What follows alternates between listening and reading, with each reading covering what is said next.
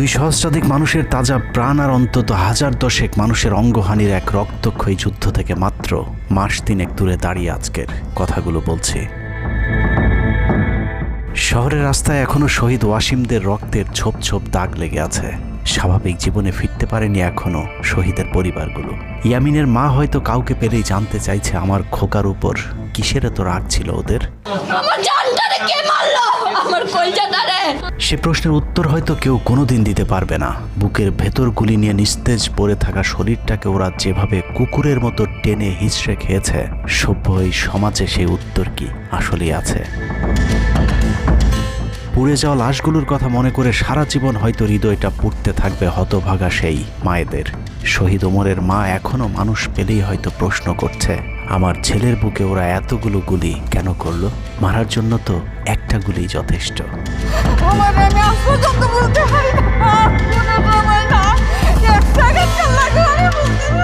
তৃষ্ণা পেলে মুগ্ধের মায়ের হয়তো কানে বেজে উঠবে, পানি লাগবে, পানি।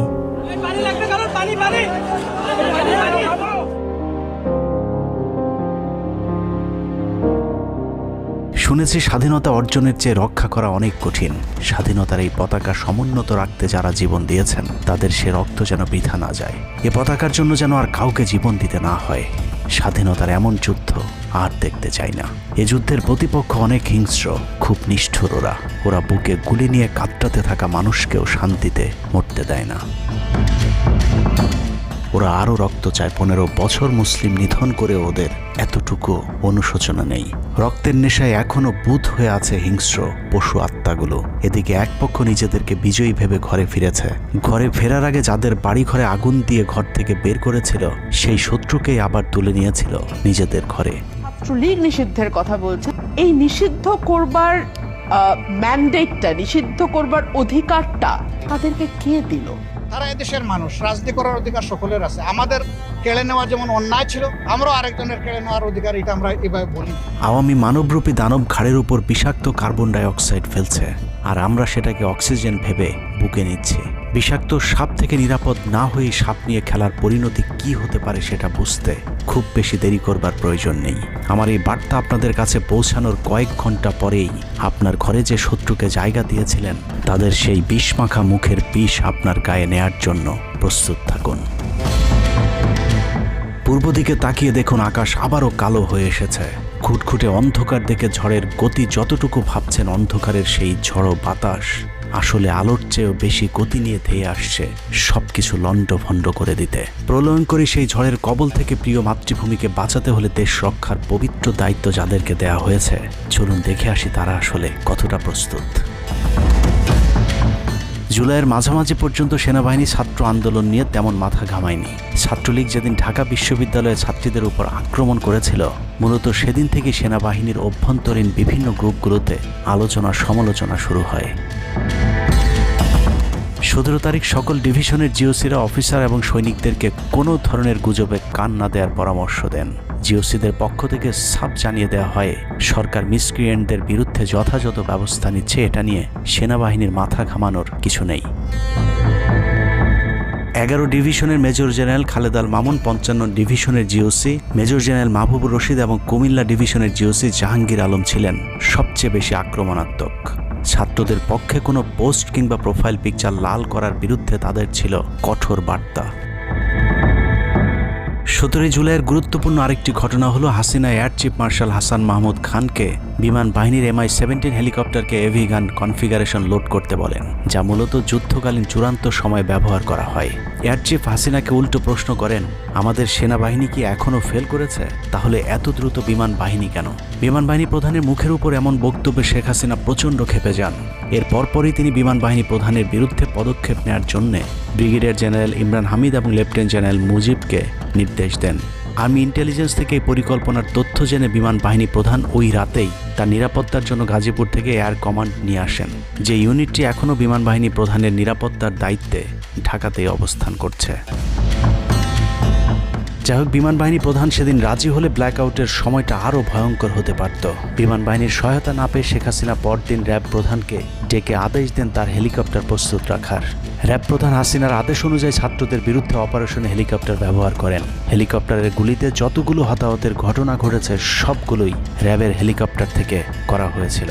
র্যাবের পাশাপাশি ঢাকার বাইরে দু একটি পাদে প্রায় সবকটি ডিভিশনের জিওসিরা দেশের বিরুদ্ধে অবস্থান নিয়েছিলেন।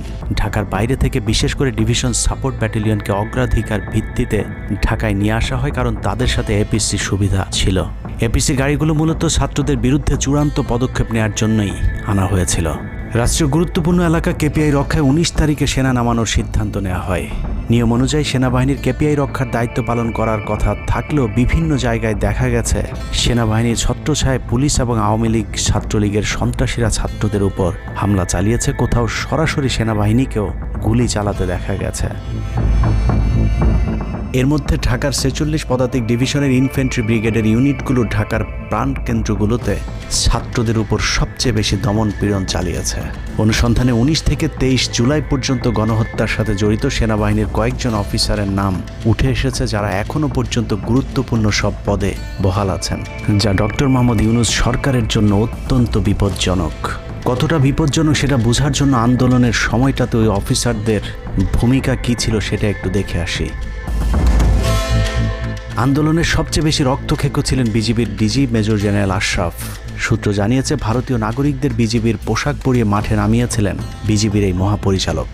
সেনাবাহিনী শেখ হাসিনাকে পদত্যাগের পরামর্শ দেওয়ার পরেও শুধু বিজিবিকে নিয়ে হত্যাকাণ্ড চালিয়ে শেখ হাসিনাকে ক্ষমতায় রাখার গ্যারান্টি দিয়েছিলেন মেজর জেনারেল আশরাফ। 5 তারিখ হাসিনা পালিয়ে যাবার আগ মুহূর্তে তিনি স্বরাষ্ট্রমন্ত্রীকে ফোন করে বলেছিলেন, কয়েক হাজার মানুষ মারলেই পরিস্থিতি ঠান্ডা হয়ে যাবে, অতএব কোনো অবস্থাতেই যেন প্রধানমন্ত্রী পালিয়ে না যান। স্বরাষ্ট্রমন্ত্রীকে তিনি এমনটাই পরামর্শ দিয়েছিলেন। 5 তারিখ সকাল থেকে দুপুর পর্যন্ত ঢাকা শহরে সবচেয়ে বেশি তৎপরতা ছিল বিজেপির। ওই দিন সকাল থেকেই ঢাকার প্রবেশ পথগুলোতে চেকপোস্ট বসিয়ে তল্লাশি চালিয়েছিল মেজর জেনারেল আশরাফের বিজিবি। বিজিবির একটি সূত্র জানিয়েছে, বিজিবি মহাপরিচালক প্রতিদিন সিওদের কাছ থেকে হিসেব নিতেন কে কতজন ছাত্র হত্যা করেছে। বিজিবি মহাপরিচালকের নির্দেশনায় খুনের সেই প্রতিযোগিতায় সবচেয়ে ভালো পারফর্মার ছিল কর্নেল রিদওয়ান। সূত্রের মতে ছাত্র আন্দোলনে বিজিবি অন্তত 500 শিক্ষার্থীকে গুলি করে হত্যা করেছে। বিজিবি প্রধান এবং রিদওয়ানের মতো তার অনুগত অফিসারদের জেলে থাকার কথা, কিন্তু তারা এখনও গুরুত্বপূর্ণ সব দায়িত্ব পালন করে যাচ্ছে। আর মেজর জেনারেল আশরাফ এখন পর্যন্ত বিজিবি প্রধানের চেয়ারেই বসে আছেন। 46 ডিভিশনের brigade commander brigadier general Imran 24শে জুলাই রাতে তড়িঘড়ি করে বের হচ্ছিলেন। এ সময় পাশ থেকে আরেকজন অফিসার তাকে জিজ্ঞেস করেছিলেন কোথায় যাচ্ছেন। তিনি তখন বলেছিলেন শিকারে যাচ্ছি। শিকার শেষে পরদিন নিজেদের মধ্যে কতজনকে গুলি করে মেরেছেন তা নিয়ে হাসাহাসি করেছিলেন brigade commander brigadier general Imran. Brigadier Imran 5 তারিখ যারা কুয়ের পরিকল্পনা করেছিলেন তাদের মধ্যে অন্যতম। যদিও সেনাপ্রধানের দূরদর্শিতায় তা সম্ভব হয়নি, কিন্তু অদৃশ্য কারণে তার বিরুদ্ধে এখনও পর্যন্ত কোনো ব্যবস্থা নেওয়া হয়নি। কুমিল্লার জিওসি মেজর জেনারেল জাহাঙ্গীর আলমের পাঠানো কুমিল্লার 15 বিট সাপোর্ট ব্যাটালিয়নকে বাড্ডায় ছাত্রদের দমনে নামানো হয়েছিল। আপনাদের মনে থাকবার কথা, 4 তারিখ দুপুরে কুমিল্লার একটি ভিডিও সোশ্যাল মিডিয়াতে ছড়িয়ে পড়েছিল, যেখানে দেখা গিয়েছে সেনাবাহিনীর একটি এপিসি থেকে পুলিশের দিকে লক্ষ্য করে ফায়ার করা হচ্ছে। অনেকের মাঝে একটি ভুল ধারণা রয়েছে যে কুমিল্লা ক্যান্টনমেন্টের সেনাবাহিনী হয়তো ছাত্র জনতার পাশে দাঁড়িয়েছিল। মূল ঘটনা হলো 4 তারিখ দুপুর 11টার দিকে সোশ্যাল মিডিয়াতে ছড়িয়ে পড়া ওই ভিডিওটি একজন জুনিয়র অফিসারের ব্ল্যাঙ্ক ফায়ার। ওই সময় ছাত্রদেরকে দেখা যায় এপিসির পাশে উল্লাস করতে। ঘটনার পরপর কুমিল্লার কুখ্যাত সন্ত্রাসী এমপি বাহার শেখ হাসিনার মিলিটারি সেক্রেটারিকে বিষয়টি ফোন করে জানালে উক্ত এপিসি ইউনিটটিকে ক্যান্টনমেন্টে ব্যাক করান জিওসি জাহাঙ্গীর আলম। ওই ঘটনাটিকে তিনি পরবর্তীতে নিজের ক্রেডিট হিসাবে মানুষের সামনে তুলে ধরে নিজেকে আওয়ামী বিরোধী হিসেবে চালিয়ে দেওয়ার চেষ্টা করেছেন, যার ফলশ্রুতিতে তিনি ডিজিএফআই প্রধানের মতো গুরুত্বপূর্ণ একটি পদ বাগিয়ে নেন। অথচ 4 তারিখ ওই ঘটনা বাদে কুমিল্লায় সবখানে সেনাবাহিনীর পাহারায় ছাত্র জনতাকে হত্যা করেছে আওয়ামী সন্ত্রাসীরা। 5 তারিখ সেনাবাহিনীর তৎকালীন chief of general staff lieutenant general Shahinul Haque খুনিদের অন্যতম একজন। কট্টর ভারতপন্থী এই দালাল আন্দোলনের শুরু থেকে শেষ পর্যন্ত হাসিনাকে টিকিয়ে রাখার যুদ্ধ চালিয়ে গিয়েছে। হাসিনা চলে যাবার পরও সেনাবাহিনীতে কু করার চেষ্টা করেছেন শাহিনুল হক। অথচ সেনাপ্রধান মধুর শাস্তি হিসেবে তাকে সিজিএস থেকে সরিয়ে এনডিসির কমান্ড্যান্টের মতো গুরুত্বপূর্ণ পদে বসিয়েছেন। এছাড়া সম্প্রতি আওয়ামী ঘেঁষায় এই কর্মকর্তাকে 15 বছর ধরে যেসব সেনাবাহিনীর কর্মকর্তারা প্রমোশন বঞ্চিত ছিলেন তাদের প্রমোশনের লক্ষ্যে গঠিত কমিটির প্রধান করা হয়েছে তাকে, যে কারণে বঞ্চিত অফিসারেরা শঙ্কায় আছেন ন্যায্য অধিকার ফিরে পাবার। নবম ডিভিশনকে মনে করা হয় ঢাকার সেফগার্ড। এই পদে প্রধানমন্ত্রীর সবচেয়ে বিশ্বস্ত অফিসারকে বসানো হয় সব সময়। নবম ডিভিশনের জিওসি মেজর জেনারেল মঈন খানও ছিলেন হাসিনার গুম খুনের অন্যতম দোসর, অথচ তাকে এখনো পর্যন্ত স্বপদে বহাল রাখা হয়েছে, যা অত্যন্ত ঝুঁকিপূর্ণ। 5 তারিখের আগে আশুলিয়াতে ছাত্র হত্যা থেকে শুরু করে 5 তারিখের পরে গার্মেন্টসের সব অস্থিরতার জন্য নবম ডিভিশনের এই জিওসি সরাসরি যুক্ত। সেনাবাহিনীর স্পর্শকাতর আরেকটি জায়গায় বসে আছেন আরেক খুনি ব্রিগেডিয়ার জেনারেল সেলিম আজাদ। সেনাবাহিনীর সিভিল যে কোনো অপারেশনে যেতে ডিরেক্টর মিলিটারি অপারেশনের পারমিশন নেওয়া বাধ্যতামূলক। এমনকি জরুরি ভিত্তিতে কোনো অপারেশনে যেতে হলেও তাকে অবশ্যই পরে অবহিত করতে হয়। অর্থাৎ তার অনুমতিক্রমে সেনাবাহিনী ঢাকাতে সব হত্যাকাণ্ড চালিয়েছে। শুধু তাই নয়, তিনি খবর রাখতেন যারা অপারেশনে ছাত্রদের উপর গুলি চালাতো না তাদেরকে নাজিমুদ্দৌলা অকথ্য ভাষায় গালাগাল করত। নাজিমুদ্দৌলা সাবেক কুখ্যাত ডিজিএফআই ডিজি মেজর জেনারেল আকবর হোসেনের এপিএস ছিলেন, অথচ তাকে এখনো পর্যন্ত তার সেই গুরুত্বপূর্ণ পদ থেকে সরানো হয়নি। ব্রিগেডিয়ার জেনারেল আকসার ইন্টারন্যাশনাল অ্যাফেয়ার্স ব্যুরো আইএবির ডিরেক্টরের দায়িত্বে আছেন। বহুল আলোচিত আয়নাঘরের পুরো নিয়ন্ত্রণ ছিল সেনাবাহিনীর এই কর্মকর্তার হাতে। তার হাতে রাজনৈতিক দল এবং নেতাদের ভাগ্য নির্ধারিত হয়। আওয়ামী লীগ সরকারের সময়কার গুরুত্বপূর্ণ সেই দায়িত্ব পালন করা ব্যক্তি এখনো পর্যন্ত তার সেই পুরাতন দায়িত্বই পালন করে যাচ্ছেন। সেনা সূত্র জানিয়েছে আকসারের ভারত কানেকশন এতটাই শক্তিশালী যে সেনা প্রধানও নাকি তাকে তার চেয়ার থেকে সরাতে পারছেন না। কদমবুচি জেনারেল খ্যাত মেজর জেনারেল মাহবুবুর রশিদ যশোর ডিভিশনের জিওসি সামরিক নিয়ম ভেঙে গোপালগঞ্জের সবার সামনে হাসিনার পা ছুঁয়ে সালাম করেছিলেন major general Mahbubur Rashid. 5 August এবং 7 আগস্ট সেনাবাহিনীর গাড়ি পোড়ানোর পরেও সেনাবাহিনীকে কোনো অ্যাকশনে যেতে দেয়নি সেনাবাহিনীর এই আওয়ামী কর্মকর্তা। সূত্র জানিয়েছে 5 তারিখের পর থেকে এ পর্যন্ত একাধিকবার গোপালগঞ্জ আওয়ামী লীগ নেতাদের বাড়িতে গিয়ে বৈঠক করেছেন তিনি, অথচ মাহবুবকে এখনো পর্যন্ত জিওসির পদে বসিয়ে রাখা হয়েছে। তার এই ক্ষমতাকে কাজে লাগিয়ে আওয়ামী লীগের অসংখ্য নেতাকর্মীকে ভারতে যাবার সুযোগ করে দিয়েছেন major general Mahbubur Rashid. Colonel Asad Khulna ডিজিএফআইয়ের ডেড কমান্ডার। সেখানে বসে তিনি রয়ের সব পরিকল্পনা বাস্তবায়ন করে যাচ্ছে। জুলাই আন্দোলনের সময় যিনি আর্মি অফিসারদেরকে বলেছিলেন দেখে দেখে গুলি করেন, প্রতি গুলিতে একটা করে মারতে হবে, অথচ সেই কর্মকর্তা এখনও খুলনাতে বসে বিএনপি জামায়াতের নেতাকর্মীদের মধ্যে বিভক্তির ষড়যন্ত্র করে যাচ্ছে। খুলনা অঞ্চল দিয়ে তার সহায়তায় শেখ পরিবারের সবচেয়ে বেশি সংখ্যক সদস্য ভারতে পালিয়েছে। বগুড়া ডিভিশনের GOC major general Khaled Al Mamun এখনও জিওসি পদে আছেন। বগুড়া থেকে আসা 11 ডিভিশনের 7 ইস্ট বেঙ্গল এনে ঢাকার প্রবেশ পথ নিয়ন্ত্রণের জন্য গাজীপুরে রেখেছিলেন তিনি। উত্তরা গাজীপুর এলাকায় সংঘটিত হত্যাকাণ্ডের বেশিরভাগই জড়িত ছিল বগুড়ার 7 ইস্ট বেঙ্গল। রহস্যজনক কারণে 7 ইস্ট বেঙ্গলকে এখনও পর্যন্ত বগুড়ায় ফেরত না পাঠিয়ে ঢাকাতেই রাখা হয়েছে। মেজর জেনারেল ফেরদৌস হাসান সেলিম, যার মা ছিলেন হাসিনার অত্যন্ত ঘনিষ্ঠ বান্ধবী। ফেরদৌস সেলিম শেখ হাসিনাকে ফুপু বলে ডাকতেন। 27তম বিএমএ লং কোর্সের এই অফিসারের পাসিং আউটে শেখ হাসিনা নিজে উপস্থিত ছিলেন, যদিও হাসিনা তখন বিরোধী দলীয় নেত্রী ছিলেন।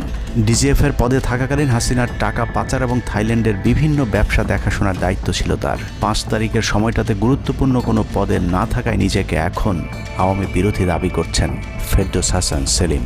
ভয়ঙ্কর বিষয় হচ্ছে ডক্টর মোহাম্মদ ইউনূসকে ভুল বুঝে ইউনূসের মিলিটারি সেক্রেটারির পদে বসে সব কুটচাল চলে যাচ্ছেন major general Ferdous Hasan. Guarantee দিয়ে বলে রাখলাম, সুযোগ পেলে সবার আগে ডক্টর মোহাম্মদ ইউনূসের মিলিটারি সেক্রেটারি নিজেই ইউনূসের গলা চেপে ধরবে। অতএব যত দ্রুত সম্ভব ডক্টর মোহাম্মদ ইউনূসের মিলিটারি সেক্রেটারির পদ থেকে তাকে সরাতে হবে। শেখ হাসিনার গণভবন ঠেকাতে সবচেয়ে বেশি শক্ত বলয় তৈরি করা হয়েছিল। অনুসন্ধানে জানা যায় শেখ হাসিনাকে রক্ষা করতে গণভবনের আশপাশে সেনাবাহিনীর অন্তত 13টি অস্থায়ী চেকপোস্ট বসানো হয়েছিল, যেখানে east Bengal regiment, field regiment artillery, Bangladesh infantry regiment, infantry brigade headquarter সহ সেনাবাহিনীর বেশ কয়েকটি চেকপোস্ট বসানো হয়েছিল শুধুমাত্র শেখ হাসিনাকে রক্ষা করার জন্য। সেনাবাহিনীর এসব আর্মি অফিসারদের সম্মিলিত অপারেশনে ছাত্রদের উপর চালানো হয়েছে নির্মম নৃশংস হত্যাযজ্ঞ। কিন্তু এই হত্যাকাণ্ডই সেনাবাহিনীর ভেতরে থাকা দেশপ্রেমিক অফিসারদের বিবেকের দরজা খুলে দিয়েছিল।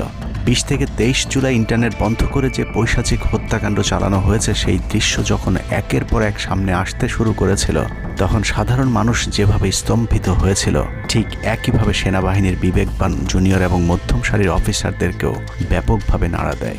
ভিডিওগুলো যত ছড়িয়ে পড়ছিল ততই থমথমে হয়ে উঠতে থাকে সেনাবাহিনীর অভ্যন্তরীণ পরিবেশ। 27 তারিখ প্রাপ্ত গোয়েন্দা তথ্যের ভিত্তিতে সেনাপ্রধানকে জানানো হয় পরিস্থিতি নিয়ন্ত্রণের বাইরে চলে যাচ্ছে। কোনো অবস্থাতেই প্রধানমন্ত্রীকে ক্ষমতায় রেখে পরিস্থিতি নিয়ন্ত্রণ করা সম্ভব নয়। গোয়েন্দা ওই রিপোর্টে আরও জানানো হয় সেনাবাহিনীর ভেতরে বিদ্রোহের আশঙ্কা দেখা দিয়েছে। বিশেষ করে মধ্যম সারি এবং জুনিয়র অফিসারদের ভেতর ব্যাপক অসন্তোষ লক্ষ্য করা যায়। একই রিপোর্ট প্রধানমন্ত্রীর অফিসকেও অবহিত করা হয়। সেই রিপোর্টের পরেও কঠোর অবস্থানে যাবার সিদ্ধান্ত নেওয়া হয় সরকারের পক্ষ থেকে। এদিকে গোয়েন্দা রিপোর্টের প্রেক্ষিতে সেনা ইউনিটের মধ্যম সারি জুনিয়র অফিসার এবং সৈনিকদের উপর কঠিন সামরিক গোয়েন্দা নজরদারি চলতে থাকে, যে কারণে প্রচণ্ড ক্ষোভ থাকলেও কোনো ধরনের পূর্ব প্রস্তুতি ও পারস্পরিক যোগাযোগ না থাকায় সেনাবাহিনীর দেশপ্রেমিক অফিসার ও সৈনিকেরা কিংকর্তব্য বিমূঢ় হয়ে পড়েন। 27-28 দুই দিন এভাবেই টান উত্তেজনার মধ্য দিয়ে কেটেছে। 29শে জুলাই শেখ হাসিনাকে পরিস্থিতি সম্পর্কে ধারণা দিতে সেনাপ্রধান সারা দেশের অফিসারদেরকে নিয়ে সেনা সদরের হেলমেটে একটি ভিডিও টেলিকনফারেন্সে দরবার গ্রহণ করেন। সেই কনফারেন্স অপারেটরের অসাবধানতাবশত স্ক্রিনে হঠাৎ করে ক্যামেরা টার্ন অফ করা HPM নামে একটি বক্স ভেসে উঠেছিল।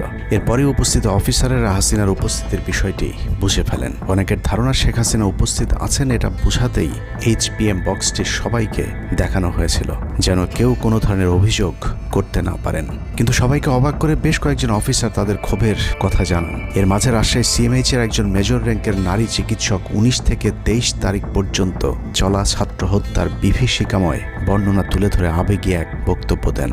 সূত্র জানিয়েছে এ সময় সেনাবাহিনীর কয়েকজনকে কাঁদতে দেখা গেছে। একদিকে সেনাবাহিনীর উচ্চপদস্থ অফিসারদের মারমুখী অবস্থান, অন্যদিকে বেশিরভাগ জুনিয়রদের নিষ্ক্রিয়তার মধ্য দিয়ে সেনাবাহিনীতে স্পষ্ট দুটি ভাগ লক্ষ্য করা যায়। এরই মধ্যে সেনাবাহিনীর কাছে প্রাপ্ত গোয়েন্দা তথ্য অনুযায়ী যে কোনো সময় সেনাবাহিনীতে বিদ্রোহ দেখা দিতে পারে। বিশেষ করে লেফটেন্যান্ট কর্নেল থেকে নিচের অফিসারদের ভেতর ব্যাপক ক্ষোভের বিষয়টি গোয়েন্দা প্রতিবেদনে জানানো হয়। সেই প্রেক্ষিতে 3 তারিখ শর্ট নোটিসে আরেকটি টেলিকনফারেন্স কল করা হয়। মূলত ওই রিপোর্টের প্রেক্ষিতেই হাসিনার বিশ্বস্ত ওয়াকার হাসিনা থেকে মুখ ফিরিয়ে নেন, কারণ হাসিনাকে বাঁচাতে গিয়ে তিনি নিজের জীবন বিপদে ফেলতে চাননি। 3 তারিখ কনফারেন্সের শুরুতেই সবাইকে ঠান্ডা রাখতে একটি মোনাজাত করা হয়েছিল। যে মোনাজাতে গুরুত্বপূর্ণ একটি দোয়া ছিল রাব্বানা লা তাজআলনা মাআল কওমিজ জালিমিন, অর্থাৎ হে আল্লাহ আমাদেরকে জালিম সম্প্রদায়ের অন্তর্ভুক্ত করবেন না। এ সময় পুরো দরবার রুমে পিন পতন নীরবতা লক্ষ্য করা গেছে। মূলত ওই মোনাজাতের মধ্য দিয়ে ফয়সালা হয়ে যায় সেনাবাহিনী কাদের পক্ষে দাঁড়াবে। সেনা সূত্র থেকে পাঠানো এসব তথ্যে উঠে এসেছে সেনাবাহিনী কোন কোন এলাকায় ছাত্র জনতার উপর গুলি চালিয়েছিল এবং কতটা পরিকল্পিতভাবে মানুষ হত্যার ছক কষা হয়েছিল। 4 তারিখও সেনাবাহিনীর ভূমিকা ছিল অত্যন্ত অস্পষ্ট। কিছু জায়গায় সেনাবাহিনী ছাত্রদের পক্ষে, আবার কিছু জায়গায় ছাত্রদের উপর গুলিও চালিয়েছে। 4 আগস্ট সবার প্রথম 24 ডিভিশন চট্টগ্রামের GOC lieutenant general Mainur Rahman তার বাহিনীকে ছাত্রদের পাশে দাঁড়ানোর নির্দেশ দেন। 5 তারিখ সকাল পর্যন্ত আর্মির ভূমিকা ছিল অত্যন্ত সন্দেহজনক। সকাল 10টা পর্যন্ত আর্মি কড়াকড়িভাবেই দায়িত্ব নিয়েছিলেন। বিশেষ করে গণভবনের আশপাশে 12টা পর্যন্ত ছাত্রদেরকে ভয় দেখাতে কয়েক রাউন্ড লাইভ অ্যামুনেশন ফায়ার করা হয়। 4 তারিখ 3 বাহিনী প্রধান, পুলিশ প্রধান এবং DGDGF-এর সারা রাত নির্ঘুম কেটেছে। 3 থেকে 5 তারিখ পর্যন্ত গুরুত্বপূর্ণ কিছু ঘটনা ঘটেছে, সেটা তুলে ধরবার আগে শেখ হাসিনার পালিয়ে যাওয়ার বর্ণনা দিয়ে আসা যাক। 5 তারিখ সকাল ঠিক 9টায় প্রধানমন্ত্রীর অফিসে গিয়ে শেখ হাসিনাকে পদত্যাগ করতে বলেন সেনাপ্রধান। শেখ হাসিনার কথা শোনার সাথে সাথে সেনাপ্রধানকে দৌড়ে মারতে আসেন। এ সময় 3 বাহিনী প্রধানকে অকথ্য ভাষায় গালাগাল করেন শেখ হাসিনা। জেনারেল ওয়াকারকে হাসিনা বলেন, তুই পুলিশকে দেখে শিখতে পারিস নাই। এ সময় বিমান বাহিনী প্রধান সজীব ওয়াজেদ জয়কে ফোন করে তার মাকে বোঝানোর জন্য অনুরোধ করেন। সজীব ওয়াজেদ জয় এটি জানার পর উল্টো আর্মি চিফকে 2 তুকারি করে হুমকি দিতে থাকেন, তোর কোন বাবা তোকে চিফ বানাইছে, তোর বউ ছেলে মেয়ে কে কোথায় আছে সব কিছু দেখে নেওয়া হবে। রাগান্বিত হয়ে এরপরে সজীব ওয়াজেদ জয় লাইভে গিয়ে আবল তাবল বকতে থাকেন। ঠিক আছে, শেখ হাসিনার পর আপনাদের কি হবে সেটা আমারও চিন্তার বিষয় না, আমার পরিবারের আর চিন্তার বিষয় না, আপনারা বুঝবেন। এরই মধ্যে 9:30 বেজে যায়। শেখ হাসিনাকে কোনোভাবে রাজি করাতে না পেরে সেনাপ্রধান হাসিনাকে 2টি বিকল্প দেন, পদত্যাগ অথবা গ্রেফতার। ওদিকে মিরপুরে বসানো সেনাবাহিনীর চেকপোস্টগুলো খুলে দেওয়া হলে বিনা বাধায় গণজোয়ার ঢুকে পড়তে থাকে। মবটি যখন গণভবন থেকে মাত্র 20 মিনিটের দূরত্বে চলে আসে, এ সময় সেনাবাহিনী এক প্রকার জোর করে শেখ হাসিনাকে পদত্যাগপত্রে সই করান। এ সময় এসএসএফের দু একজন এগিয়ে আসতে চাইলেও সেনাপ্রধান হাত ইশারা করলে তারা জায়গায় দাঁড়িয়ে থাকেন। পদত্যাগের পর শেখ হাসিনা জাতির উদ্দেশ্যে ভাষণ দেওয়ার অনুরোধ করলে সেনাপ্রধান হাসিনাকে বলেন, জীবন বাঁচাতে চাইলে দ্রুত গাড়িতে গিয়ে উঠুন, জনগণ গণভবনে ঢুকে পড়ছে। সেনাবাহিনীর মতে শেখ হাসিনা সেদিন মাত্র 5 মিনিটের জন্য বেঁচে গিয়েছেন, তা না হলে জনগণ তাকে ধরে ফেলত। হাসিনাকে গণভবন থেকে উদ্ধার করে বিমানে ভারত পাঠিয়ে দেওয়ার জন্য মোট 3টি রুট প্ল্যান করা হয়েছিল। প্ল্যান এ, গণভবন থেকে গাড়ি বহরে বিমান বাহিনীর ব্লু স্কাই স্কুলের গেট দিয়ে তেজগাঁও বিমানবন্দরে ঢুকে ঢাকা সেনানিবাসে প্রবেশ এবং তারপর বিএএফ বেস দিয়ে বিমান বাহিনীর রানওয়েতে প্রবেশ। সেখান থেকে বিমান বাহিনীর C-130 যে বিমানে ভারতে উড্ডয়ন। দুর্ভাগ্যজনকভাবে ততক্ষণে বিপ্লবী জনতার শেওড়াপাড়া রাস্তা দিয়ে বিমান বাহিনীর ব্লু স্কাই স্কুলের গেট ক্রস করে আগারগাঁও চৌরাস্তা পর্যন্ত চলে এসেছিল। ওদিক দিয়ে ক্যান্টনমেন্টের জাহাঙ্গীর গেটও ছাত্র জনতার দখলে, তাই গণভবন থেকে গাড়িতে করে ঢাকা সেনানিবাসে ঢোকার সব পথ বন্ধ হয়ে গিয়েছিল, যে কারণে প্ল্যান বি অবলম্বন করতে হয়েছিল হাসিনাকে উদ্ধারকারীদের। প্ল্যান বি অনুযায়ী গণভবন থেকে বিমান ঘাঁটিতে যাওয়ার তখন একটাই পথ বাকি ছিল, তা হলো হেলিকপ্টারে যাওয়া। বিমান বাহিনীর MI-17 হেলিকপ্টার চন্দ্রিমা উদ্যানের পাশে বাণিজ্য মেলার মাঠে এসে অবতরণ করে। খুনি হাসিনা চন্দ্রিমা উদ্যানের পাশের রাস্তা দিয়ে বাণিজ্য মেলা মাঠে প্রবেশ করে এবং সেখান থেকেই হেলিকপ্টারে করে বিমান বাহিনী ঘাঁটিতে নিয়ে যাওয়া হয় তাকে। সেখানে গিয়ে তারেক সিদ্দিকী এবং সালমান এফ রহমানের জন্য কিছুক্ষণ অপেক্ষা করে শেখ হাসিনা। তবে শেষ পর্যন্ত সালমান এফ রহমানের পৌঁছাতে দেরি হয় শেখ হাসিনাকে নিয়ে কোনো গন্তব্য ছাড়াই 10টা 45 মিনিটে উড়াল দেয় বিমান বাহিনীর C-130 জুলিয়েট বিমানটি। সাধারণত বিমানের রুট ব্যবহারে কোড ব্যবহার করতে হলেও সেটা করেনি। রাডার ফাঁকি দিতে জীবনের ঝুঁকি নিয়ে এই পদ্ধতি অবলম্বন করা হয়েছিল। ফুল ফুয়েল লোড করা হয়, ভারতে যদি জায়গা না হয় তাহলে যেন মধ্যপ্রাচ্যের কোনো দেশ পর্যন্ত চলে যাওয়া যায়। মোট 9 জন পাইলটকে নিয়ে বিমানে ওঠানোর পর কোনো ধরনের নির্দেশনা বা ম্যাপ প্ল্যানিং ছাড়াই পাইলটদেরকে বলা হয় টেক অফ করতে। বিমানটি প্রথমে যশোরের উপর দিয়ে কলকাতায় পৌঁছালে সেনাপ্রধান জাতির উদ্দেশ্যে ভাষণের ঘোষণা দেন, কিন্তু কলকাতায় ল্যান্ডিংয়ের পারমিশন না দিলে সেখান থেকে শেখ হাসিনাকে বহন করা বিমানটি চলে যায় আগরতলায়। আগরতলায় পারমিশন না পেয়ে আবারও দিল্লির দিকে উড়াল দেয়। সেখান থেকে দিল্লি গেলে সেখানেও রিফিউজ করা হয়। দিল্লি বিমানবন্দরে নামতে না দিলে অনিশ্চয়তা দেখা দেয় শেখ হাসিনাকে বহন করা বিমানটির ভারতে অবতরণ নিয়ে। বিমানের একজন পাইলটের বরাত দিয়ে জানা যায়, এভাবে উদ্দেশ্যহীনভাবে দীর্ঘক্ষণ ঘুরতে থাকার পর জরুরি অবতরণের সিদ্ধান্ত নেওয়া হয়। তবে জরুরি অবতরণের ঠিক আগ মুহূর্তে দিল্লির গাজিয়াবাদ এয়ারবেজে নামার অনুমতি পায় C-130 জুলিয়েট, যেখানে অজিত ধওয়াল তাকে রিসিভ করেন। অবতরণে জটিলতার কারণেই 5 তারিখ সেনাপ্রধান জাতির উদ্দেশ্যে ভাষণ দিতে বারবার দেরি করছিলেন, কারণ তিনি নিশ্চিত হতে চাচ্ছিলেন শেখ হাসিনা ভারতে অবতরণ করেছেন। তারপরই বাংলাদেশের মানুষ মুক্তি পায় এক ফেরাউনের হাত থেকে। হাসিনা পালিয়ে যাওয়ার সেই খবর পৃথিবীর সবাই জানে, কিন্তু 3 থেকে 5 তারিখ পর্যন্ত ক্যান্টনমেন্টে কিছু ঘটনা ঘটেছে যেই ঘটনা এখনও আমাদের কাছে অজানা। 3 তারিখ সেনাপ্রধানের ওই ভার্চুয়াল মিটিংয়ের পর মোটামুটি নিশ্চিত হয়ে যায় শেখ হাসিনা অধ্যায় বাংলাদেশে শেষ। শুরু হয় ভারতের প্ল্যান বি বাস্তবায়নের প্রক্রিয়া। 3 তারিখ রাতে আসিফ নজরুলের সাথে ডিজিএফআই কার্যালয়ের পাশের একটি ভবনে আসিফ নজরুলের ঘনিষ্ঠ বন্ধু major general Hamid, lieutenant general Mujib এবং মেজর জেনারেল ফেরদৌস সেলিমের একটি গোপন বৈঠক হয়, যেখানে ভারতীয় গোয়েন্দা সংস্থার 16 জন কর্মকর্তা উপস্থিত ছিলেন। মূলত 5 তারিখ শেখ হাসিনা পদত্যাগ করার পর করণীয় নির্ধারণ করতেই ওই বৈঠক অনুষ্ঠিত হয়। দীর্ঘ বৈঠক শেষে মোট 3টি বিকল্প নির্ধারণ করা হয়। প্রথমটি জরুরি অবস্থা জারি করে সেনাবাহিনীর হাতে ক্ষমতা দেয়া, দ্বিতীয়টি আসিফ নজরুলকে প্রধান উপদেষ্টা করে একটি অন্তর্বর্তীকালীন সরকার গঠন। অন্তর্বর্তীকালীন সরকারের ভেতরে যেন ভারতীয় বলয়ের লোকজন বেশি সংখ্যায় রাখা যায় সেটা নিশ্চিত করার ব্যাপারেও আলোচনা হয় বৈঠকে, এবং সেটা নিশ্চিত করতে আসিফ নজরুলের পেছনে সেনাবাহিনীর ওই অংশটির সর্বোচ্চ সাপোর্ট থাকারও নিশ্চয়তা দেওয়া হয়। মূলত আসিফ নজরুলকে সামনে রেখে সেনাবাহিনীর মাধ্যমেই দেশ চালানোর পরিকল্পনা করা হয়েছিল 3 তারিখের ওই গোপন বৈঠকে। 4 তারিখ 3 বাহিনী প্রধানের মধ্যে দফায় দফায় বৈঠক চলেছে। সেই বৈঠক থেকে সিদ্ধান্ত হয় 5 তারিখ সকাল 9টার মধ্যে শেখ হাসিনাকে চূড়ান্তভাবে পদত্যাগের বিষয়টি জানিয়ে দেওয়া হবে। এর পরপরই আসিফ নজরুলকে আবারও ক্যান্টনমেন্টে ডেকে আনা হয় এবং শেখ হাসিনার পদত্যাগের পর আওয়ামী নেতা কর্মীদেরকে যতটা সম্ভব নিরাপত্তা দেয়া, বেসরকারি বিভিন্ন প্রতিষ্ঠানগুলোতে যতটা সম্ভব আগের কর্মকর্তাদেরকে রেখে দেয়া এবং বিটিআর হত্যাকাণ্ড নিয়ে কোনো ধরনের পদক্ষেপ না নেওয়ার সহ বেশ কিছু করণীয় ঠিক করে দেওয়া হয়।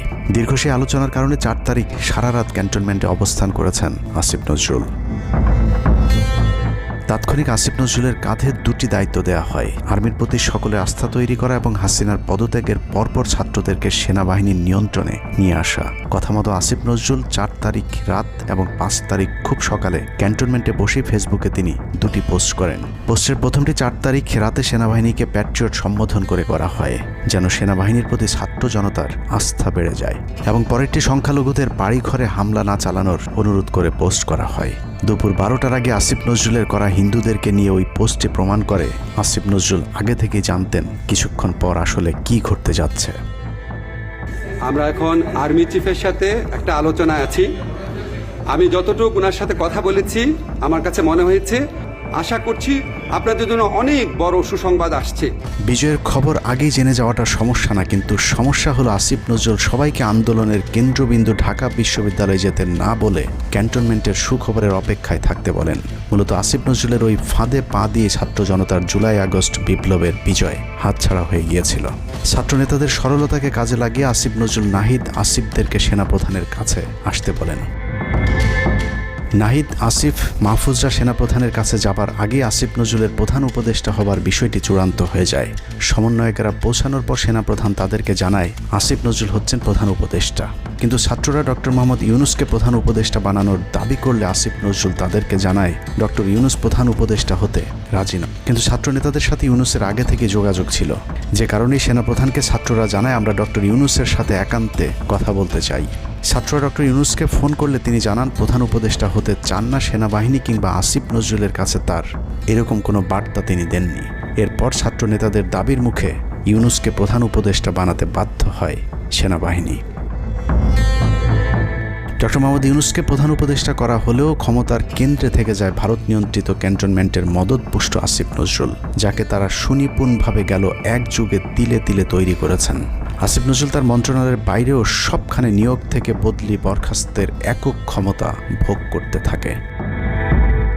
একদিকে সেনাবাহিনীর ছত্রছায়া আসিফ নজরুলের হাত ধরে ভারতীয় এজেন্টদেরকে গুরুত্বপূর্ণ সব পদে বসানো হচ্ছিল, অন্যদিকে চলছিল পুরো দেশ দখলের ভয়ঙ্কর ষড়যন্ত্র। কিন্তু ছাত্রদের চাপের মুখে আসিফ নজরুলের পরিবর্তে ডক্টর মোহাম্মদ ইউনুসের প্রধান উপদেষ্টা হবার বিষয়টি কোনোভাবেই মেনে নিতে পারেনি সেনাবাহিনীর ভারতপন্থী অংশটি, যে কারণে 5 তারিখ রাতেই একটি ব্যর্থ সেনাকুয়ের ষড়যন্ত্র করা হয়েছিল।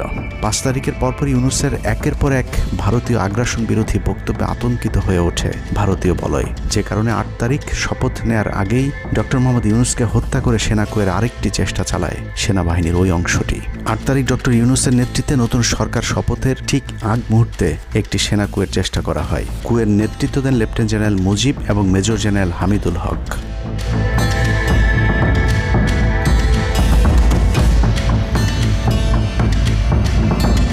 কিন্তু পশ্চিমা একটি গোয়েন্দা সংস্থা বিষয়টি দ্রুত সেনাপ্রধানকে জানালে জেনারেল ওয়াকার তাদের পরিকল্পনা ভণ্ডুল করে দেয়। সেনাপ্রধান তাৎক্ষণিকভাবে লেফটেন্যান্ট জেনারেল শামীমকে পিএসও এএফটি থেকে সিজিএস হিসেবে নিয়োগ দেন এবং মুজিবকে কিউএমজি থেকে আটডগে বদলি করেন, যদিও 8 তারিখ রাত থেকেই মুজিব পলাতক রয়েছেন।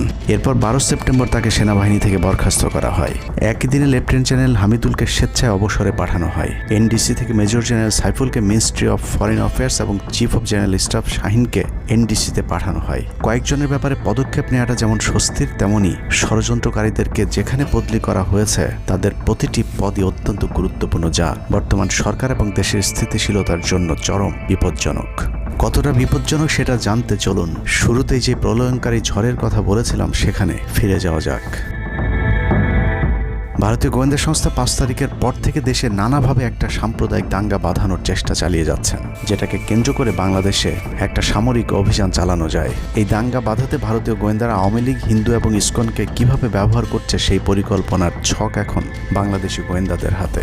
একটি গোয়েন্দা সংস্থা থেকে যেসব তথ্য আমার কাছে পৌঁছেছে তা রীতিমতো এই দেশের অস্তিত্বের জন্য হুমকি স্বরূপ। আওয়ামী লীগ, হিন্দু আর ভারতের এই চক্রান্ত যদি সঠিকভাবে মোকাবেলা করা না যায় তাহলে অচিরেই বাংলাদেশের অবস্থা হবে হায়দ্রাবাদের মতো। জননেত্রী শেখ হাসিনাকে দেশ থেকে সরে যেতে বাধ্য করেছেন। বাংলাদেশকে নিয়ে ভয়ঙ্কর এই চক্রান্তে জড়িত আওয়ামী লীগ, সনাতনী এবং ইসকনের অন্তত 40টি হোয়াটসঅ্যাপ গ্রুপ এবং জুম মিটিংয়ের ভিডিও হাতে পেয়েছে গোয়েন্দারা। গোয়েন্দাদের কাছে প্রাপ্ত এসব তথ্যে যা উঠে এসেছে তা আটকে ওঠার মতো।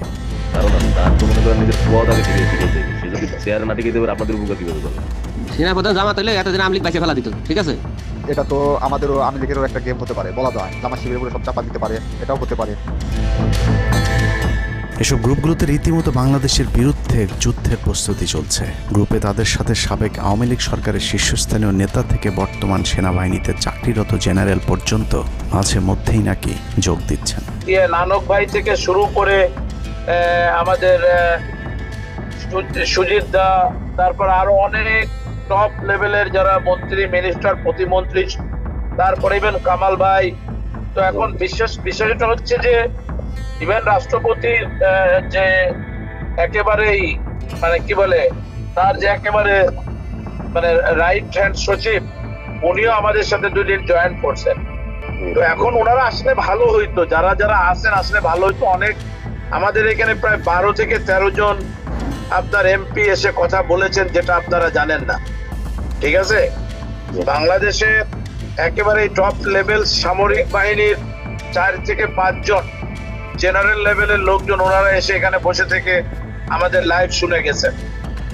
আমাদের প্রধানমন্ত্রী উনি নিজে এসে বসে থেকে গেছেন। গ্রুপের সবচেয়ে ভয়ঙ্কর তথ্য পাওয়া গেছে ভুয়া মুক্তিযোদ্ধা জেডাই খান পান্নার মেসেজ থেকে। আওয়ামী এই আইনজীবী শহীদ সাইফুল ইসলাম আলিফের হত্যাকাণ্ড নিয়ে চাঞ্চল্যকর তথ্য দিয়েছে জেডাই খান পান্না।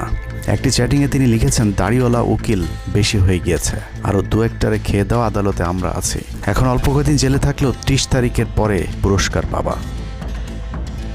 আরেকটি মেসেজে তিনি লিখেছেন, সুযোগ হাতছাড়া হয়েছে তোমাদের কারণে, কালকে সব হয়ে যেত। পরিকল্পনা ছিল কুপিয়ে মারার পর হিন্দুদের বাড়িতে হামলা হলে ভারত থেকে ট্রুপ চলে আসবে। ওরা যেহেতু হামলা করেনি, তোমাদেরই উচিত ছিল নিজেরা নিজেদের বাড়িঘরে আগুন দেওয়া। পেছনের ঘটনা বাদ দিয়ে 30 তারিখের পরিকল্পনায় মনোযোগী হও সবাই। শহীদ আলিফ হত্যাকাণ্ড নিয়ে আরেকজন লিখেছেন, কালকে আদালতে একটা লাশ পড়বে, হিন্দু ভাইদের পাশে আমাদের সবাইকে থাকতে হবে, ব্রিগেড মেজরের কমান্ড মেনে চলতে হবে। 30 তারিখের কর্মসূচি নিয়ে গ্রুপটিতে সশস্ত্র যুদ্ধের মাধ্যমে দেশ দখলের ভয়ঙ্কর সব আলোচনা করার ভিডিও হাতে এসেছে আমাদের। তারা বাংলাদেশের অস্ত্রগুলি আছে, এই অস্ত্রগুলি কোথায় রাখছে আমার কাছে অলরেডি খবর আছে।